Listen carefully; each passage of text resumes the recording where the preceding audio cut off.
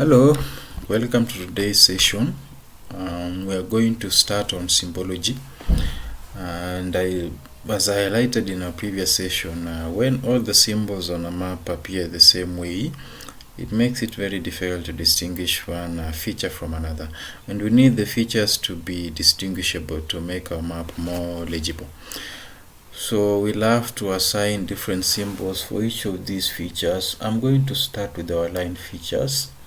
So we can start with fence, and to assign a symbol for fence or to change the symbol for fence or any other feature, you right click on the layer, go to the layers properties, and once the properties dialog box opens up, you go to the symbology tab, and then under features you can click on single and then just click on top of the symbol. Click on top of the symbol. Once you do that, it will bring up a number of symbols, so you can select whichever symbol you want from this list of symbols, whichever pleases you or whichever is more fitting to that layer. So you select the symbol, and then you can also change the color here if you want. So I'm going to change to this pinkish tone. Okay, and then you apply. You see your fence has changed in color. So one way of doing that, as I've said, is right click on the layer, go to properties, and then you navigate to the symbology tab. From there you can change the symbol of your layer. Another way of doing it is you go to your table of contents, and then you just click on top of the symbol for your layer. You can see each layer has a symbol.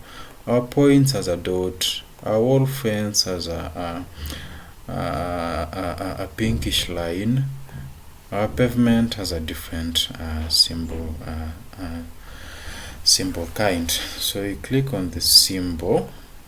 Once you click on the symbol, it will bring up a dialog box for symbol selection. So from this dialog box, you can select whichever symbol you want, as we demonstrated before. So I'm going to select that one. If I want maybe to locate more symbols, maybe something a little more specific to a pavement, I can use the search function there. Search for pavement, there is no result. It tells me no symbols match such criteria. I can search for something else, maybe fence. So you search for fence, then enter. It will filter out all symbols that don't match a fence and to leave you with only symbols that match a fence. So I can select that one for a fence, and then OK. So you can go the long way, go to properties, go to the symbology tab and assign your symbol, or you can just click on top of the symbol to change the style of the symbol, like that. So you can also maybe change the symbol for a library. You can change it to something else. You can use a solid color like these ones, or you can use a pattern like these ones. I can use this dotted pattern, and you can see our library and the symbol for the library will change. So next time you are going to deal with points.